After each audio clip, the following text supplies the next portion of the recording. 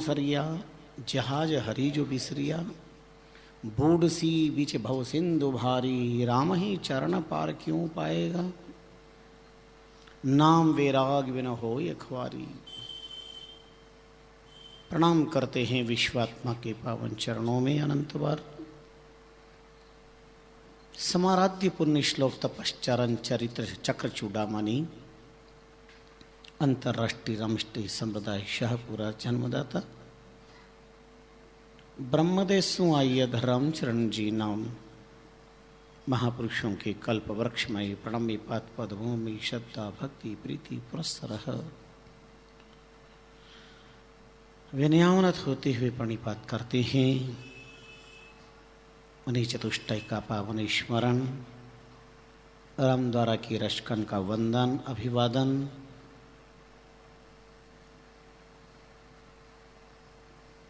समुपस्थित राम रस रसिक पावन संत जन, जन्म जन्मांतरों के प्रबल पुण्य से समागत भक्ति भाव भावित भाग्यशाली भगवत चरणानुरागी ज्ञान पिपासु मुमुक्षु जनों, सकल पुण्यात्माओं,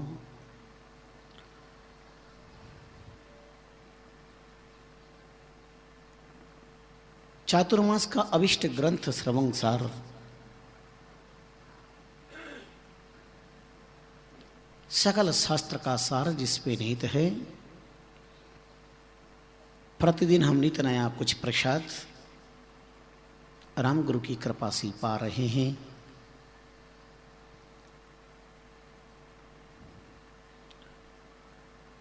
सदगुरु की शरण में पहुंचने से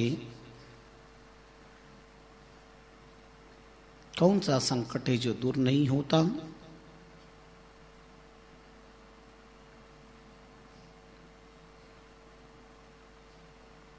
जीवन का कौन सा अभाव है जो दूर नहीं होता। कौन सी विपदा है जो नष्ट नहीं होती। कौन सी समस्या जिसका समाधान सदगुरु की शरण में नहीं होता।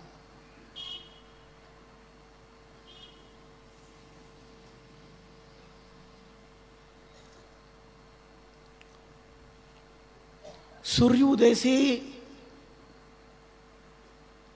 सकल अंधकार दूर हो जाता है, इसके लिए प्रमाण की कोई जरूरत नहीं होती।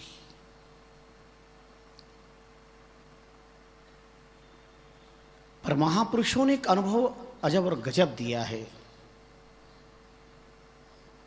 किन सदगुरु की शरण में जाने से हमें मार्गदर्शन प्राप्त होगा।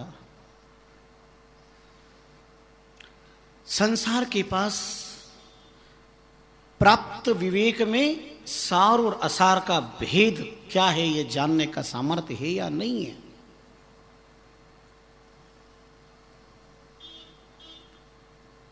संसार की दिल दिमाग और दृष्टि की विकलता, आकुलता, व्याकुलता, दुख, कष्ट, पीड़ा, दर्द दिल ये बयां करता है कि हमने कितने विवेक से कदम आगे बढ़ाए हैं। सकल अरो विकल है अकल संसार की, सार असार की परख नहीं। जगत उधर दौड़ना जाता जिधर भीड़ है, पर भक्ति की तरफ कदम तो कोई भाग्यशाली के बड़ा करती हैं। और ध्यान देना, भीड़ में टार्च लेकर के ढूंढना पड़ता है कि भक्त कहाँ है, भगवत चरणानुरागी कहाँ है। सार क्या है, असार क्या है, इस शक्ति को नकारा नहीं जा सकता। सार असार का भेद यारो सत्संग बिना नहीं पाइए जी, माया रूप आकार असार सब एक निर्गुण सार लखाइए जी। जैसे क्षीर में नीर मिलाई रया, गुरु हंस मिलिया पिछनाइए जी। राम चरणे सार जुगल लकासो, राम ही राम ध्याइए जी। कुछ कहते हैं संसार असार, कुछ कहते हैं नहीं संसार में ही सार है। सार असार का भेद यारो सत्संग बिना नहीं पाइए जी।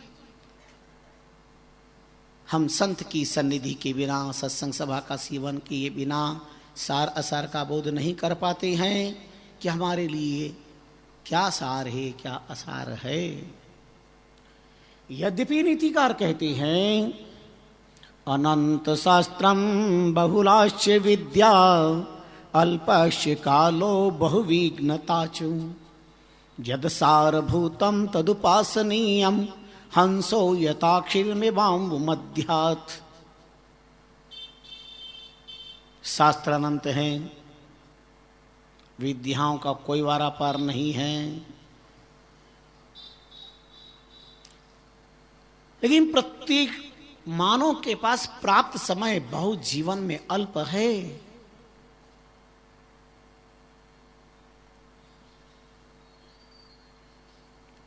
इसलिए सदगुरु की कृपा से जो हमें रेडीमेड मिल रहा है, उस तत्व ज्ञान को आत्मसात करने का सौभाग्य प्राप्त करना चाहिए।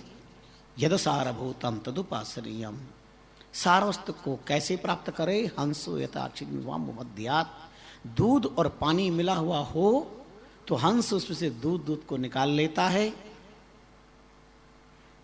दुग्ध निर्विकारत्व है, उसे प्राप्त कर लेता है, पानी रूपी विकार को छोड़ देता है।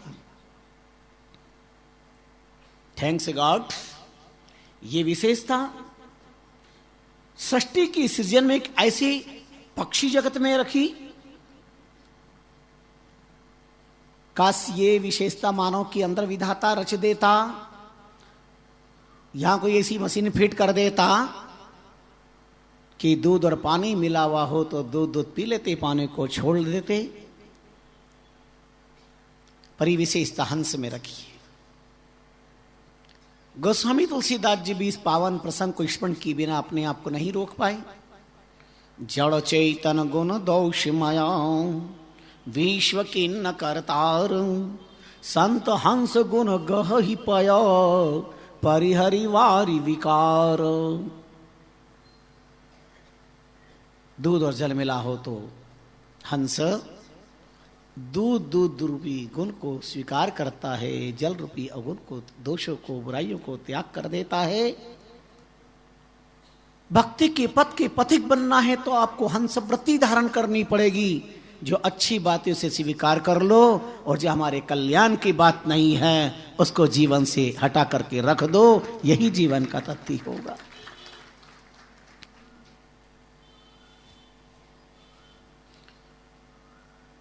कहने को मानो बड़ा श्रेष्ठ है, पर बताओ मानव से ज्यादा हंस के अंदर यह गुणग्राह्य श्रेष्ठता विलक्षण है या नहीं है? गोस्वामी जी कहना चाहते हैं कि दोष और गुण तो जड़ में भी है और चेतन में भी है।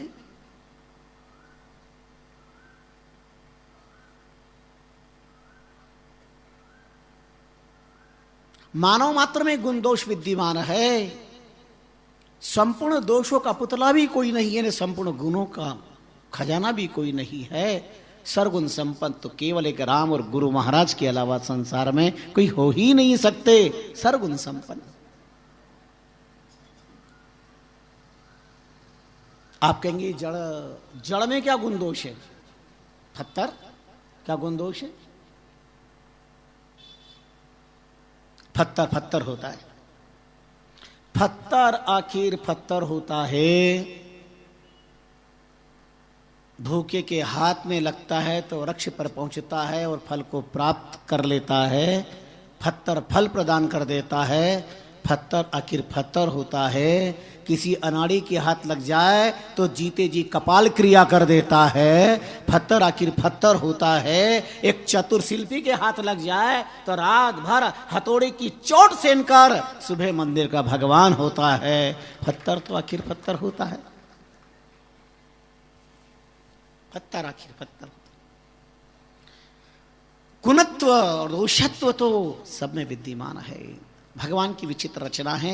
आइए हम इन पे विषय पर तो विचार करेंगे। आज बड़ा प्यारा विषय है, हृदय को छू लेने वाला विषय है।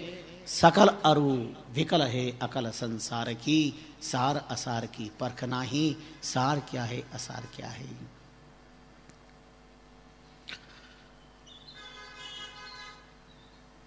आओ भागवतकारों से पूछें।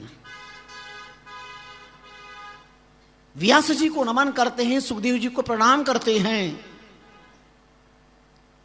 और मोबाइल से पूछते हैं अंदर। देखो टेलीफोन के लिए, टेलीफोन देहवादे हो, ध्यान रखना, मोबाइल देहवाद है टेलीफोन, और टेलीपैथी आत्मवाद है। टेलीपैथी हार्ट कांटेक्ट, हृदय का संबंध होना चाहिए हो। राम गुरु के साथ हमारा हृदय का संबंध होना चाहिए। गुरु और गोविंद का संबंध हृदय से। अगर आंखों से संबंध है गुरु और गोविंद का, तो केवल अपने भक्ति की तरफ देखा मात्र है। कानों से संबंध है तो अंतर्राष्ट्र की यात्रा करने के लिए केवल अपने पासपोर्ट का विचार किया है। रसना से संबंध है तो आपका पासपोर्ट बन गया है, और हृदय के साथ संबंध है तो वीजा मिल गया है, अंतर्राष्ट्र की यात्रा आप कर सकते हैं।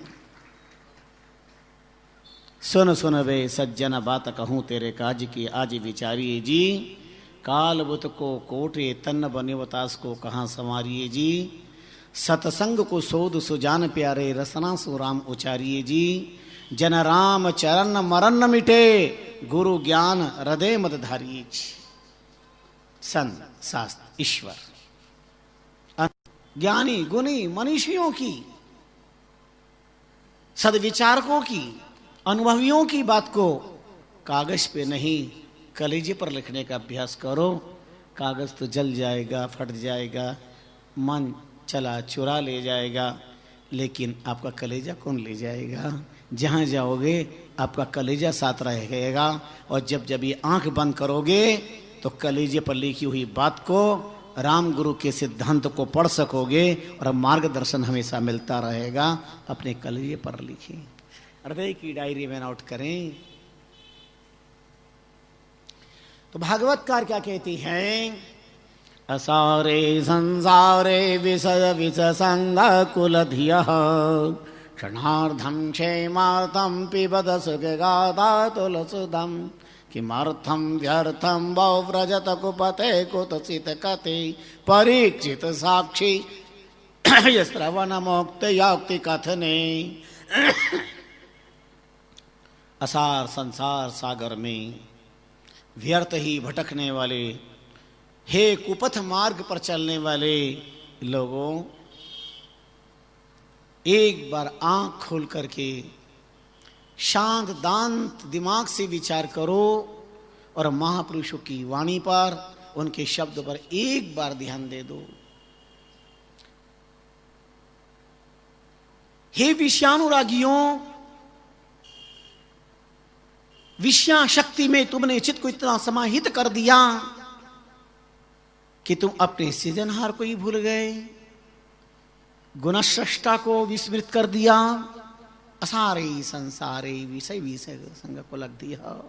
क्षणार्धम, एक आधे क्षण के लिए तुम अपनी माया की मस्ती में बहुत मस्त हो, पर आधे क्षण के लिए माया की मस्ती को तुम अस्त कर दो तो अखंड आनंद के तुम पात्र बन जाओगे, अमिट आनंद तुम्हें प्राप्त हो जाएगा। क्षणार्धम, क्षेमार्थम, कल्याण के लिए, कल्याण के लिए आधा क्षण ही बहुत है। महापुरुषों ने बड़ा सुंदर मार्गदर्शन दिया। एक घड़ी आधी घड़ी, आधी में पुनियाद, तुलसी संगत साधकी हरे कौटी अपराध।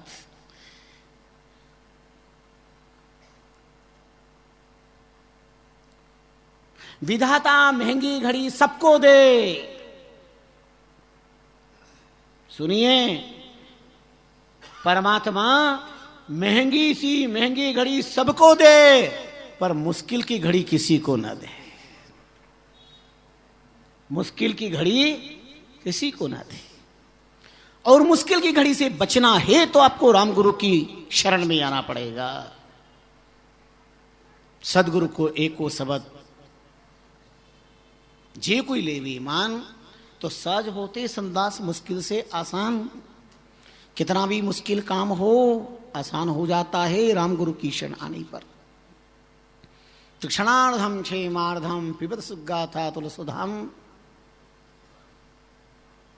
किमर्थम व्यर्थम बहुव्रत पथे कुतसित कथे, क्यों व्यर्थ कुमार्ग पर तुम भटक रहे हो, कब तक भटकते रहोगे। पीबत गाथा तल सुधाम, महापुरुषों की वाणी का अमृत पान करके जीवन को कृतार्थ करो। परीक्षित साक्षी यश्रवणवत मुक्त युक्त कथने, जिन परीक्षित ने सुखदेव जैसे गुरु की सन्निधि को पाकर के जीवन को धन्य कर लिया, भजन करक सुखदेव था लिया परीक्षित सोध, मुक्त किया दिन साथ में ब्रह्म ज्ञान पर बोध।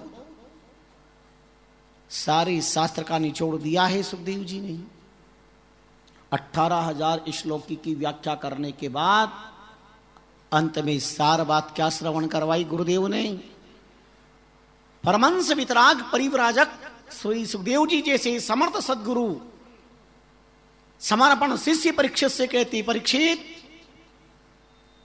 इस 7 दिन का इतना समय तो हमने शास्त्र स्वाध्याय में सत्संग के मंदांकिनी में स्नान करने के लिए तुम्हारा सार्थक किया है, पर ये अंतिम क्षण सुधारने के लिए तुम्हें हम सार की बात बताते हैं। राजन तुम मरी शेती पशु बुद्धि में माम जही। परीक्षित तुम अपने मन में मरने के प्लस विचार को मार दो कि मैं मर जाऊंगा, ये पशु बुद्धि का विचार है, मानव बुद्धि का नहीं कि मैं मर जाऊंगा। इस पाश्विक बुद्धि को नष्ट कर दो।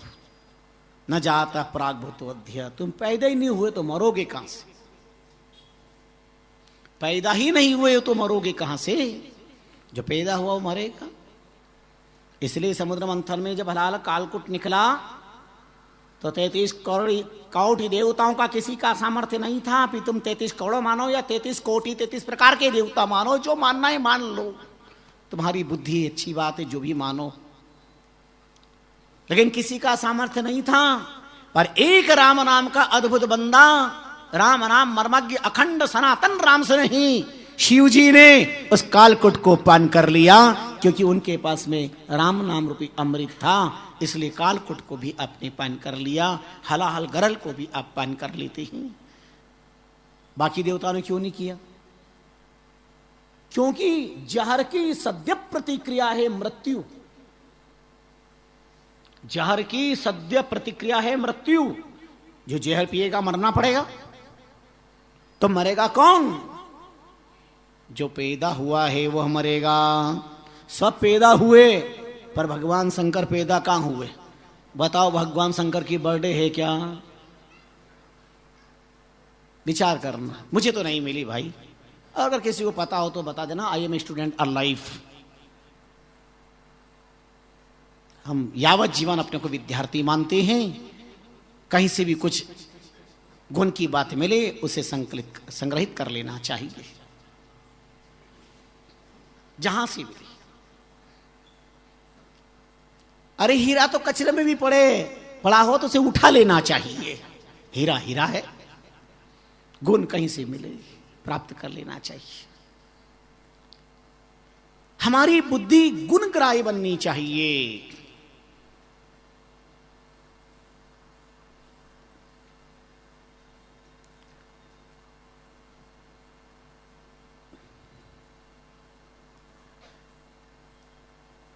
मरने के पहले, दुनिया से जाने के पहले उसे जान लो जिसने तुम्हें जीव बनाकर जगत में भेजा है, और अंतिम क्रिया जिसने भेजा उसी के अंदर मिल जाना है। उस परमात्मा के अंदर जैसे बूंद मिली सायर में, कैसे पकड़ सके कोई कर में। यही तो नाम की सर्वोच्च साधना है। बहुत प्रसंग आएंगे अभी साधना के, सत्संग के कई तथ्यात्मक प्रसंग आपको चातुर्मास के इस लंबी अवधि में प्राप्त होंगे।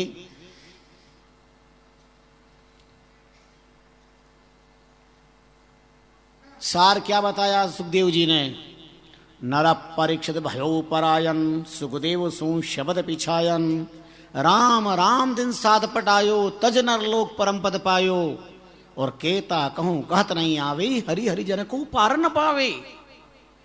परीक्षित सबका सार है नाम स्मरण करना। 7 दिन तक परीक्षा से नाम स्मरण करवाया, और 7 दिन तक नाम स्मरण का प्रताप रहा। जिस परीक्षित को तक्षक नाग के काटने से मृत्यु होने का महाअभिशाप मिला था, वह वरदान में बदल गया और विमान में बैठ करके भगवत पद के अधिकारी हो गए। यह सच्चे सदगुरु के सार तत्व देने को आत्मसात करने पर अभिशाप वरदान में बदल जाता है।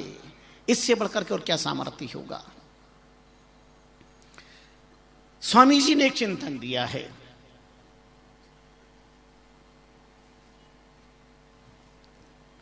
लार विचार के जार बहुता लग्या, कपट की झपट से मार खाही।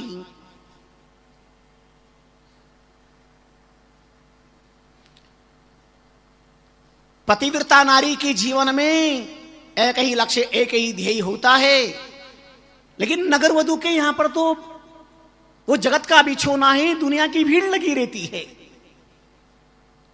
और पता नहीं कब कपट की झपट का शिकार कौन हो जाए।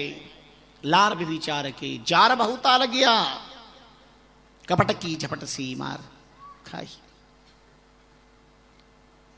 असली नकली की पहचान, सार असार की भेद हमारे पास प्राप्त होना चाहिए। स्वार्थी संग, जिन्होंने केवल पेट भरने के लिए वस्त्र रंग करके पहन लिए हैं, संग धारण कर लिया है, स्वामी जी ने ऐसे साधना शून्य जीवों व्यक्तियों पर प्रबल प्रहार किया है। स्वार्थी संग, संसार भी स्वार्थी, काम कल्पना भरपूर दोई। नाम लिखा है, पाषाणेन कृतनों का सारभारम न धारियेत, और ग्रही गुरु न कर्तव्यो न तीरेत न तारियेत। पत्थर की नौका पे बैठ करके कोई नदी पार करने का विचार भी करता है तो बालकोचित अविवेक है, मुड्ढता है, मूर्खता है। पाषाणेन कृता नौका, पत्थर की नौका पे बैठ करके न सार भारम धारियेत, ग्रही गुरु न कर्तव्य न तिरेत न तारियेत।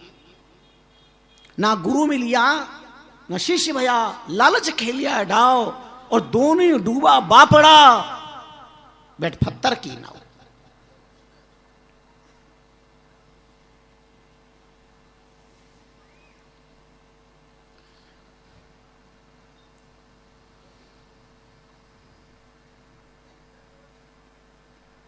भागवत सुना, द्विषे पूछे भूप।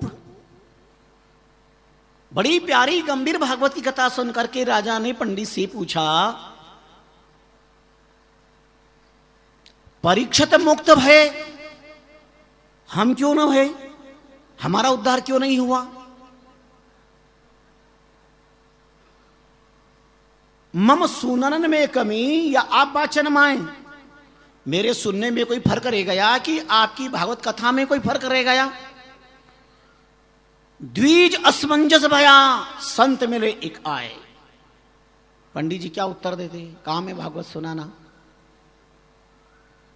इस दुनिया में एक ही बार भागवत सुनाई सुखदेव जी ने, और एक ही बात सुनी परीक्षित ने, एक बार केवल, सुकृतार की तीर्थ भूमि पर एक बार। दूसरी बार कोई उदाहरण नहीं आता कि सुखदेव जी ने भागवत कही हो और परीक्षित ने सुनी हो।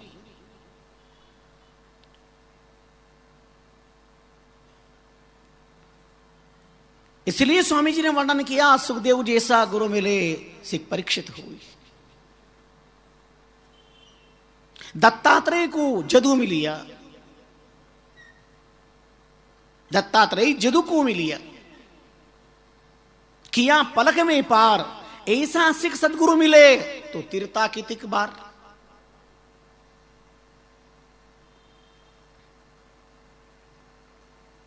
उद्धव किया गुरु कृष्ण को लिया ज्ञान तत्सार। रामचरण ऐसा गुरु मिले तो छूटे संसार। उद्धव जैसा शिष्य और कृष्णम वंदे जगतगुरु।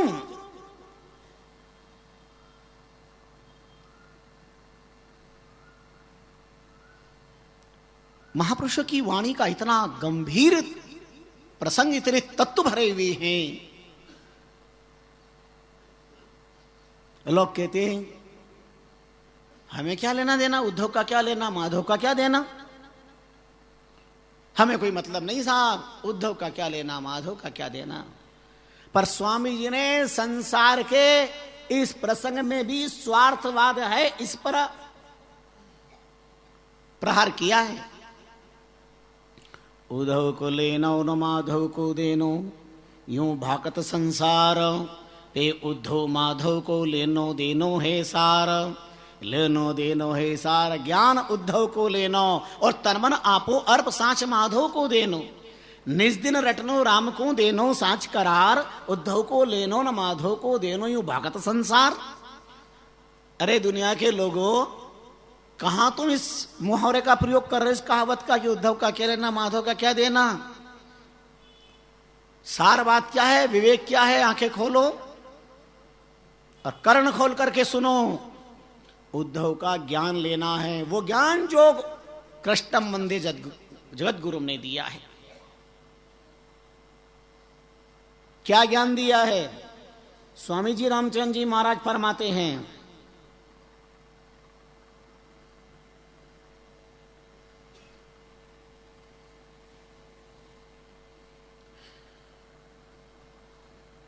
योगेश्वर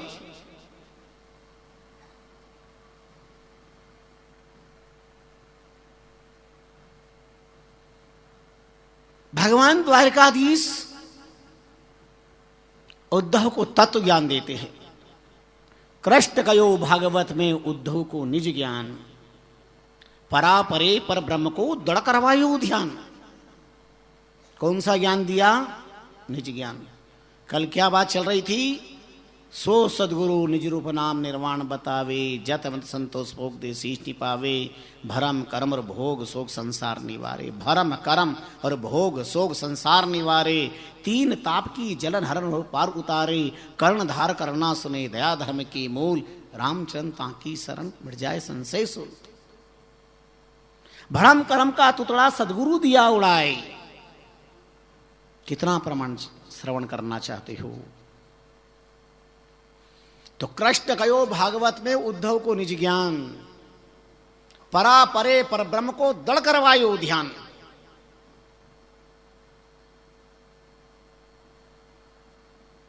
रज्जब को दादू मिलिया, एक शब्द में दिया ज्ञान। ऐसा सदगुरु मिले तो तुरंत हो कल्याण।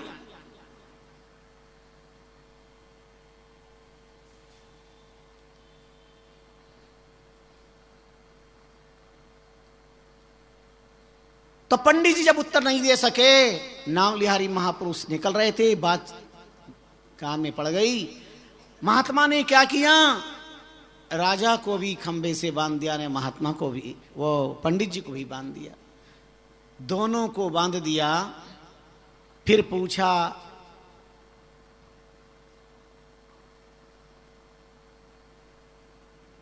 द्विज से संत नृप तब शिष्य बहुत भेंट दई, बंद खोलो तुरंत, ये बंधन में बंधे हुए ने खोल दो। हम खुद बंधे कहां खोलिए? कहे द्विज, सुनाओ सन, प्रार्थना करते हैं, मैं तो बंधा, मैं कैसे खोलूं? तब नृप से कही, ये तव गुरु, बंद खोलो तुरंत। राजन आप खोल दो। राजा ने कहा, हम खुद बंधे, कैसे खोलिए? संत तुरंत दिए खुलवाए। दोनों बंधे ग्रह बंद में मुक्ति कहां से पाए? तुम दोनों बंधे हो तो मुक्त कैसे हो पाओगे?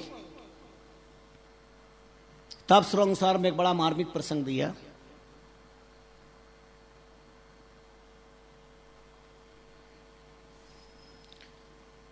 बंधा हुआ गुरु शिष्य को बंधन मुक्त नहीं कर सकता,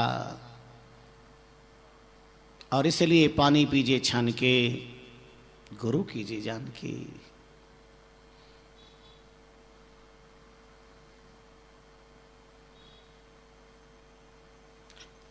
गुरु तुलसी गुरु गुरु बहु आतरा, समझे कोई सुजान, एक मणि, एक दीपक मणि नक्षत्र समा, एक शशि सूर समान। 5 प्रकार के गुरुदेव होते हैं, ध्यान देना हो। कथा केवल हास्य के लिए नहीं होती है। कथ्यते प्रकाशिते थी कथा, शब्द का, विषय वस्तु का प्रकाश पूर्ण रूप से होना चाहिए। और कथा व्यथांत के लिए है। जीव की अज्ञान की व्यथा का अंत होना ही कथा है। तत्वोपलब्धि प्राप्त होनी चाहिए। महात्मा तुलसीदास जी कहते 5 प्रकार के गुरु हैं। एक दीपक के समान, एक मणि के समान, एक नक्षत्र के समान, एक चंद्रमा के समान, एक सूर्य के समान। ये 5 प्रकार गुरु की परम भिन्नता बताई है। इस संबंध में भी जान लेना बहुत अच्छी बात है। दीपक रूपी गुरु घना, घर घर के माया, और माया सोखे तेल ज्यों। क्या इसका प्रभाव है?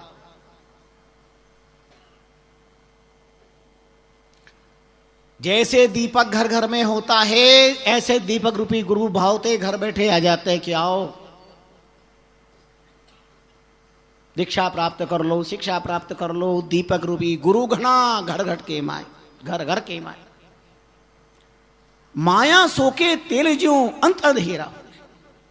अंत में अंधेरा ही है। जैसे तेल के समाप्त होने पर दीपक बुझ जाता है, ऐसे ही माया लेने की बाद में, स्वार्थ सिद्ध होने की बाद में संबंध नष्ट हो जाता है। दीपक रूपी गुरु भी हमारे जीवन में नहीं चाहिए। मणि रूपी गुरु जड़ पत्थर, मणि रूपी गुरु जड़ पत्थर, दीशत को प्रभाव। ज्ञान कथे पन चाहसु,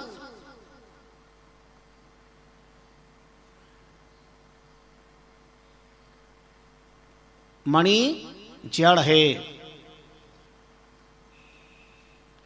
पर मणि का खुद को क्या उसका प्रभाव उसके लिए।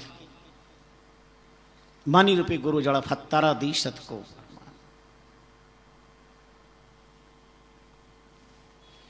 ज्ञान कते पंचासु, हरत नहीं अज्ञान। वह अज्ञान का हरण नहीं कर सकती, हरत नहीं, तिमिर अज्ञान। जीवन का अंधकार, अज्ञान अंधकार नष्ट नहीं कर सकती। तारा रूपी गुरु अनादि सत को प्रभाव।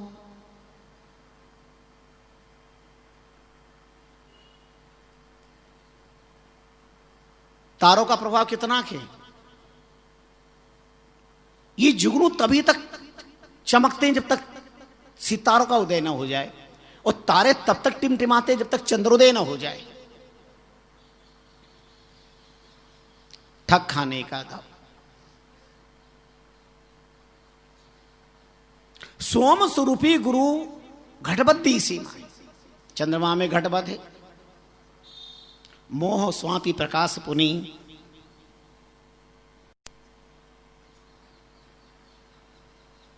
जैसे चंद्रमा में घटबड़ है, ऐसे ही जीवन के अंदर भी घटबड़ की स्थिति पैदा होती है। सर्वोत्तम गुरु 5 प्रकार में से किसको माना?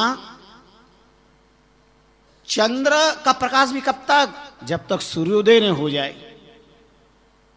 रवि रूपी गुरु सही, प्रकट जान उद्योत, चाह बिना अगतिम हरे, करे नेन उर्जोत। रवि रूपी गुरु जगमही, जान प्रगट उद्योत, चाह बिना अगतिम हरे, करे नेन उर्जोत। ये जो 5वें प्रकार के गुरु है, इनको सूर्य की उपमा दी गई है। सूर्य की उपमा दी। चंद्र का प्रकाश कब तक? जब तक सूर्योदय न हो। सूर्योदय होने के बाद चंद्रमा का प्रकाश का अस्तित्व दिखाई देता है क्या? नहीं ना। अब बताओ, सूर्य के उदय के बाद भी कोई ऐसा उदय है? सूर्य के प्रकाश के से भी बड़ा कोई प्रकाश है? जहां सूर्य का प्रकाश भी काम न करता है, तो आप सीने पे हाथ रखकर डंके की चोट सनातन धर्म के साक्षी में कह देना, हां है। सूर्योदय से संसार के बाहर का अंधेरा दूर होता है, पर सदगुरु के ज्ञान के उदय से अंदर का अंधेरा दूर होता है।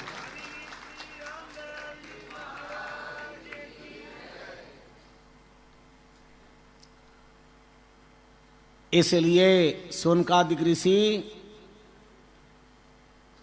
भागवत आदि ग्रंथों में सूजी महाराज से निवेदन क्या करते हैं? सूर्य कोटि समप्रभा, आप करोड़ों सूर्य के समान हैं। क्यों? कोटि के चंदा उगे वे, सूरज कोटि हजार।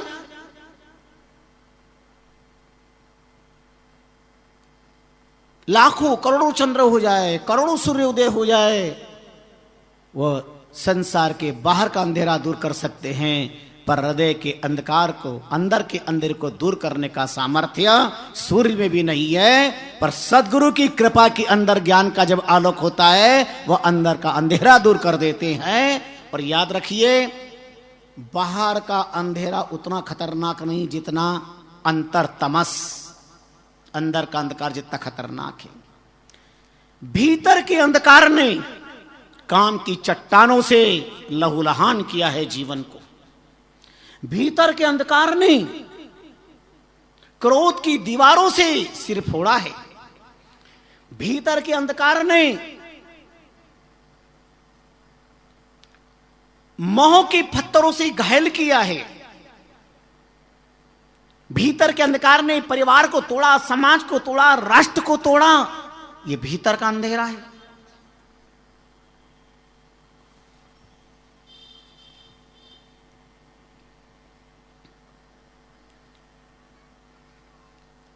और इसीलिए महाप्रभु रामचरण जी महाराज ने बहुत अंतर्मन से प्रार्थना की है। गुरौर्पादौ तु स्पर्शेन पातकं तु विनश्यति, ज्ञानोदयं रामचरणः मुक्तिमार्गं तु लभ्यते। गुरौर्मन्त्रे रतं चित्तं मोहवित्तेन लिप्यते, स्वच्छं शुद्धं गतं द्वन्द्वं प्राप्यते सुख सागरम। गुरुदेव के चरणों का स्पर्श अनंत जन्मों का पापक्षय कर देता है, कलमश नष्ट कर देता है। गुरौर पादौ तु स्पर्शेन पातकं तु विनश्यति, ज्ञानोदयम रामचरणः मुक्ति मार्गम लभ्यते। सदगुरुदेव के ज्ञान के आलोक में मुक्ति का पंथ हमें नजर आता है।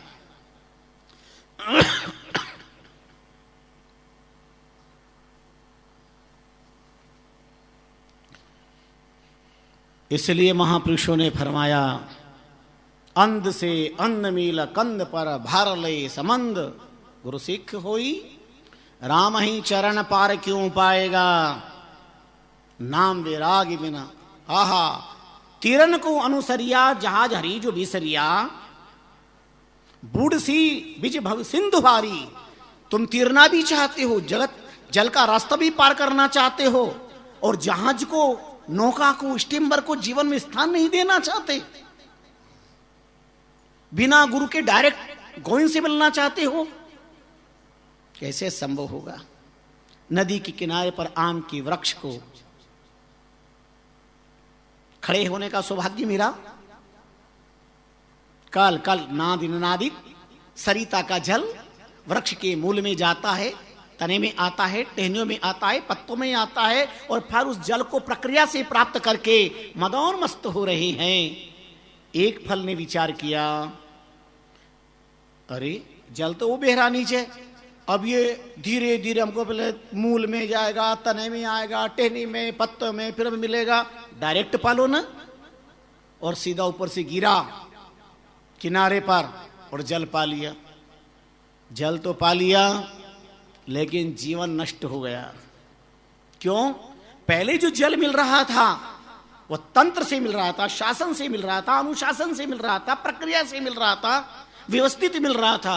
अब सीधा प्राप्त कर लेना चाहा।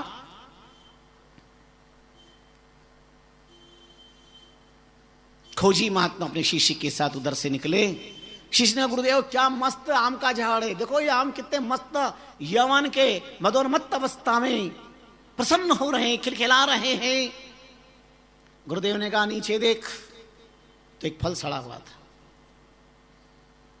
बोले ये उसी वृक्ष का फल। गुरुदेव ये क्या, ये सड़ क्यों रहा और ये फल फूल क्यों रहे? गुरुदेव ने कहा बेटा ये जो सड़ रहा है ना, ये नुगरा है, और ये मस्ती में फल फूल रहे हैं, आनंद कर रहे हैं। ये सब सुगरे हैं। इन्होंने गुरुत्व शक्ति को स्वीकार किया, इन्होंने गुरुत्व को ताक में रख दिया। फल टूट जल में पड़ियो, खोजी मिट्टी ने प्यास, यूं गुरुतज गोविंद भजे, नहचे नरक निवास।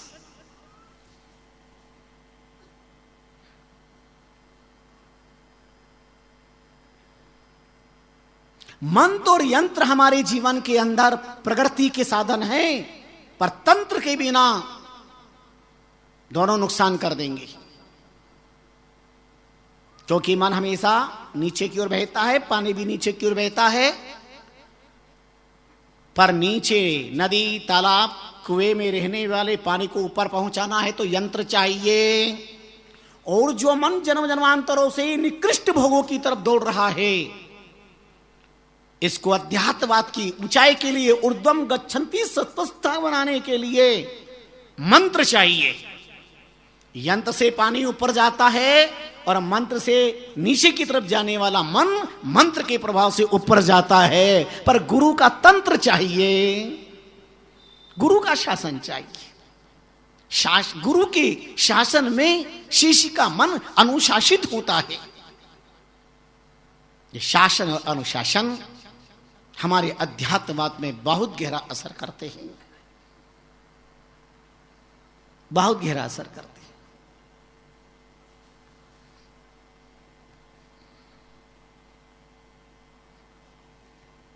सहस शशि सुर शशि के उदय ही न हो तो उजास।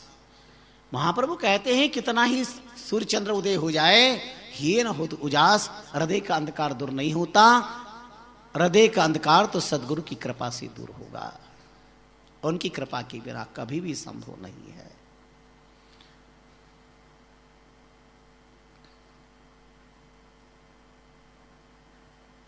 क्या सदगुरु की कृपा, क्या सदगुरु का अमोघ वरदान, क्या सदगुरु की अद्भुत दया।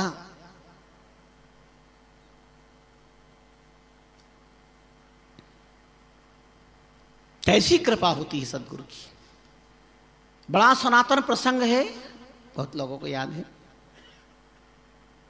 एक पिता ने देखा कि हमारा बेटा आउट ऑफ लाइन हो गया है, मर्यादा से बाहर चल रहा है, आज्ञा में नहीं चल रहा है, पता नहीं चलता, ये जीव अज्ञान के पथ का पथिक बनकर अपने कर्मों की मार का ऐसा शिकार हो जाता है, उसका एक एक सांस लेना भी दुर्भर हो जाता है।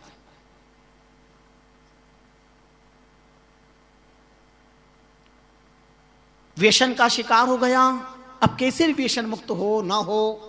मेरे पास प्रॉपर्टी बहुत है, इकलौता संतान है, पर अगर इसके हाथ संपत्ति सब लग गई तो ये तो बर्बाद कर देगा।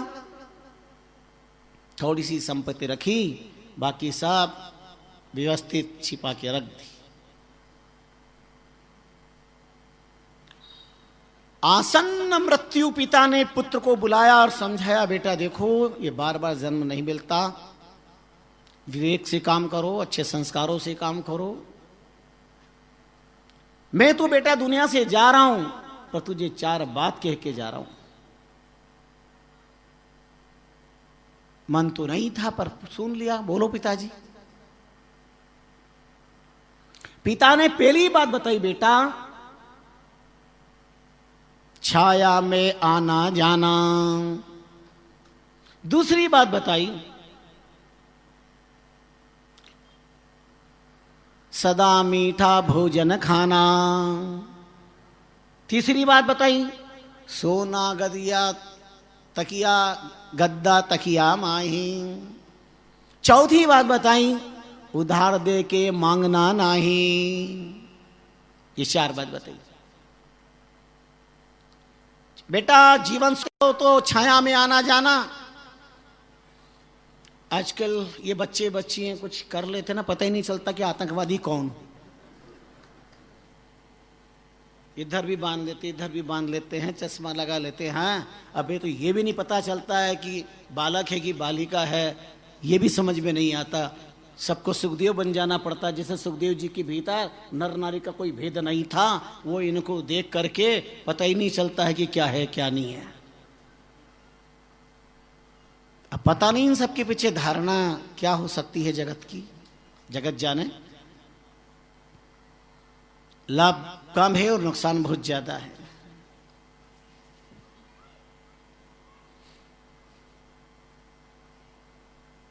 अब ऐसे ही पहन करके कब कौन क्या कर जाता है पता चलता है क्या?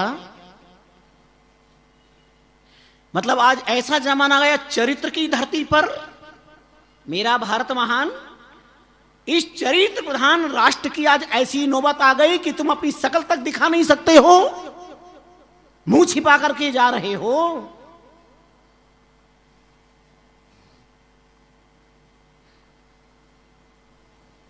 इतना बड़ा दुर्भाग्य।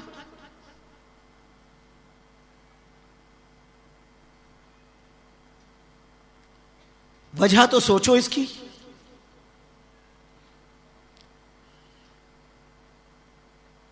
तो छाया में आना जाना बेटा, और हमेशा मीठा भोजन करना, गदिया तकिया लगा के आराम से सोना, और किसी को उधार दे तो वापस मत मांगना। और इस प्रकार जीवन बिताने पर भी अगर कोई संकट आ जाए तो खाटू मकराने के बीच में संपत्ति रखी, ले लेना जितनी चाहिए। पिता ने शाब्दिक वसीयत लिख दी और थोड़े समय के बाद पिता दुनिया से चल दिए। ये संसार मृत्यु लोक है, एक दिन सबको जाना पड़ता है। 10 डावरो 20 बावरो 30 तीखो 40 फीको 50 पाको 60 थाको 70 में सड़ियो 80 में अड़ियो 90 में नलियो और 100 में बलियो ही बलियो, जाना ही पड़ेगा। कौन सेंचुरी बनाता है लाइफ की आजकल? बात मुश्किल बात है। पिता ने जीने की कला बताई पर बंदा समझ नहीं पाया। छाया में आना जाना तो घर से लेके दुकान तक बढ़िया टेंट लगा दिया, खूब पैसा लगाकर दुकान से घर तक टेंट लगा दिया, छाया में आना जाना लग गया। सदा मीठा भोजन खाना, रोज रबड़ी गुलाब जामुन कलाकंद चमचम दिल जानी, आया मुंह में पानी। ग्यारस तो है नहीं, खतरा भी क्या है। तकिया गदारा कर सोया, थोड़े दिन में सब धन खोया। उधार दे मांगता नहीं। अब धीरे धीरे सब साफ हो गया। राम जी राजी झलरबाजी। याद आया पिता ने कहा ऐसी कोई समस्या आ जाए तो खाटू मकराना के बीच अब 3 को उसकी दूरी होगी। तो खाटू से लेके मकराना तक जो कुछ पैसा बचा था लगाए मजदूर, खुदवाना शुरू किया। खाटू मकराना खुदवाता रहा, कुछ हाथ नहीं आया और जो था वो भी चला गया। एक दिन संत मिले, महापुरुष नाम लिहारी।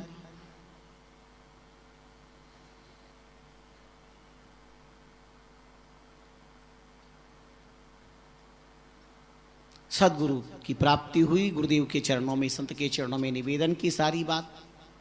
उदास निराश देकर पूछ लिया महात्मा ने, भाई क्या बात है? दुनिया के रिश्तेदार तो क्या पूछते हैं, सब यही पूछते हैं। संत परमार्थ की बात पूछते हैं, संसार स्वार्थ की बात पूछता है।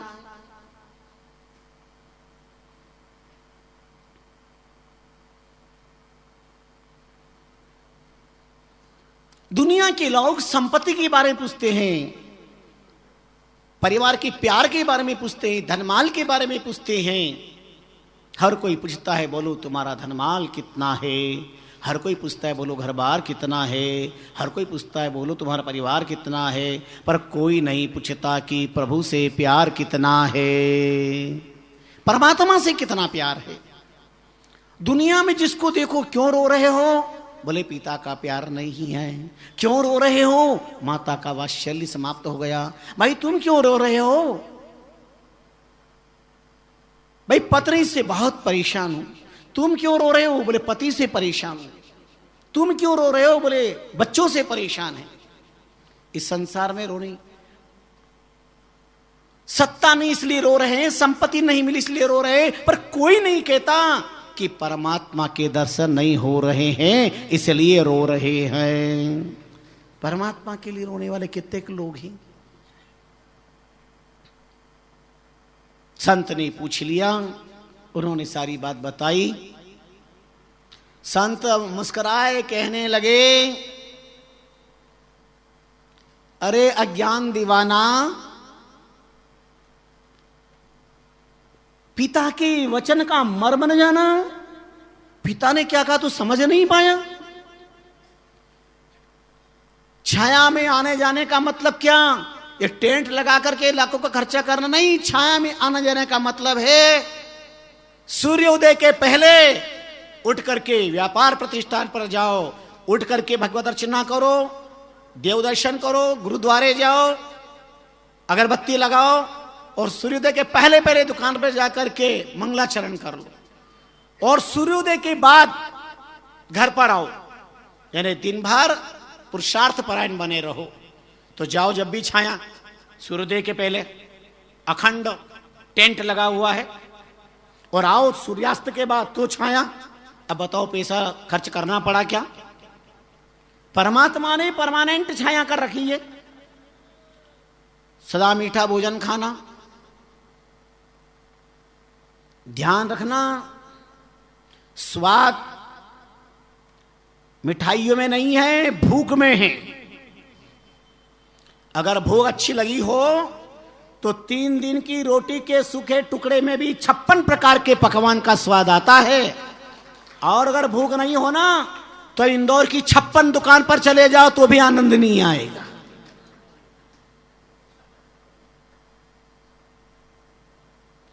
गादी तकिया लगा के सोने का मतलब क्या है? नींद दे के टूटी खाट। पुरुषार्थ करते हुए, मेहनत करते हुए जब शरीर थकता है, नींद आती है, तो बिछना विछना का पता नहीं चलता, धरती पे ही सो जाती है। और उधार देके मांगने का मतलब क्या? जिसको दे उसकी रकम रख लो, पहले उसकी रकम रख लो ताकि तुम्हें नहीं मांगना पड़े। अगला बंदा अपने आप आएगा याद करते हुए कि मेरी रकम पड़ी जो दे दो। तूने तो देता रहा देता रहा देता रहा, अब कर्म फोड़। पर इस सब के बाद तुम्हारे पिता बड़े समझदार विवेकी थे। खाटू मकराना मध्य का जो संकेत किया, तेरे घर पता, तेरे घर चल। घर पे ले गए महात्मा को, देखा तो एक पत्थर खाटू का ना एक पत्थर मकराना का लगा। बोले इन दोनों के बीच में खोद, और खोदा, अपार धन निकला। देख करके वो धन्य हो गया। ओ हो, आज सदगुरु की कृपा से खाटू मकराना भी धन धरती के माई। मुरली खोजी ना मिलिया ताते पाइयो नाई। राम चरण बीजक बिना जो घर में धन होए, पूरा गुरु बिन ना मिले तत्व न पावे कोई। रामचरण पूरा मिला दीना तत्व बताए। जन्म मरण का भय मिटा सांसा रहा न काए। क्या स्वामी रामचंद्र जी महाराज ने वर्णन किया है, महापुरुषों ने वाणी में वर्णन किया है। वो खाटू मकराना का पत्थर ये संकेत किया था। वो लगा खाटू से मकराना तक 3 किलोमीटर पर खोदने। लेकिन ये दृष्टांत है। दृष्टांत क्या है? मकराना ब्रह्मजू और मम्मो खाटू जान। बाहर खो दिया ना मिले, अंदर पावे सुजान। जैसे महापुरुषों ने, सदगुरु ने घर के अंदर धन था, पर उस तत्व को पाकर के, संकेत को पाकर के खोद करके बताया, ऐसे ही सदगुरु कहते हैं परमात्मा बाहर नहीं, परमात्मा अंदर है, शांति अंदर है।